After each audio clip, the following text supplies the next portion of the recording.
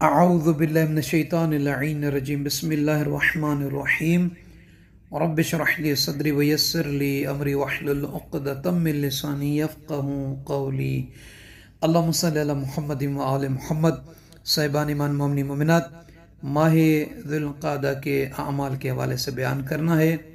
یہ ماہ مبارک، یہ حرمت والا مہینہ ہے، ان مہینوں کی نسبت کہ جن مہینوں میں جنگ و جدال کا کرنا، لڑنا جھگڑنا حرام قرار دیا گیا ہے، ان میں سے یہ پہلا مہینہ ہے۔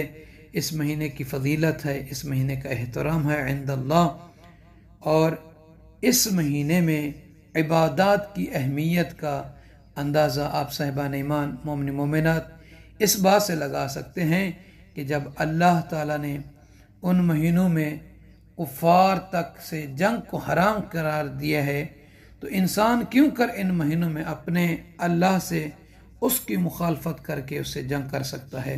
تو صاحبان ایمان، حرمت والے مہینوں کی خصوصیت میں سے شیخ مفید علیہ الرحمہ سے ایک بات نقل ہوئی ہے کہ جو انہوں نے رسول اللہ صلی اللہ علیہ وآلہ وسلم سے ایک روایت کو بیان کیا۔ وہ فرماتے ہیں کہ اللہ کے نبی صلی اللہ علیہ وآلہ وسلم نے فرمایا کہ جو شخص حرام مہینوں میں سے 3 دن جمعرات، جمعہ اور ہفتے کے دن روزہ رکھے گا تو اللہ تعالیٰ اس کے لیے 1 سال کی عبادت لکھ دیتا ہے۔ یعنی ماہ ذی القعدہ کی جمعرات، جمعہ اور ہفتے کے دن جو بھی روزہ رکھے گا، اللہ تعالیٰ اس کے نام اعمال میں 1 سال کی عبادت لکھ دے گا۔ اور بعض روایت میں یہ بھی وارد ہوا ہے کہ 900 سال کی عبادت جس کے دنوں میں روزے اور راتوں میں شب بیداری کی گئی ہو، اس کا اجر اور ثواب اللہ تعالیٰ اس بندے کے نامہ اعمال میں لکھے گا۔ تو صاحبان ایمان فرماتے ہیں کہ یہ جو مہینہ ہے بڑا بابرکت ہے، اور اس مہینے کے اتوار کے دن کی ایک نماز ہے۔ اس میں جتنے بھی اتوار، 4 اتوار بنتے ہیں، سنڈے والے دن کی ایک نماز روایت میں آیا ہے کہ اللہ کے نبی حضرت محمد مصطفیٰ صلی اللہ علیہ وآلہ وسلم سے فرماتے ہیں وَرُوِيَ عن رسول اللہ صلی اللہ علیہ وآلہ وسلم صلاح، فرماتے ہیں کہ اس نماز کے بارے میں اللہ کے نبی صلی اللہ علیہ وآلہ وسلم کا ارشاد مبارک ہے۔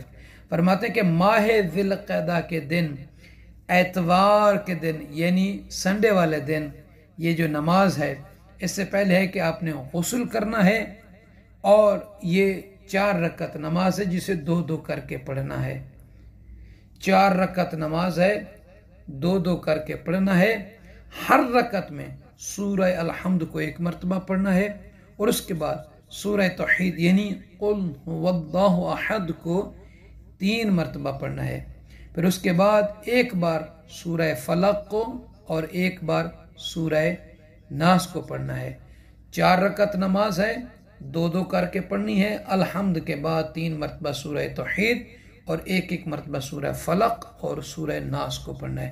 نماز تمام کرنے کے بعد 70 مرتبہ استغفار کرنا ہے، استغفر اللہ ربی واتوب الیہ، استغفر اللہ ربی واتوب الیہ۔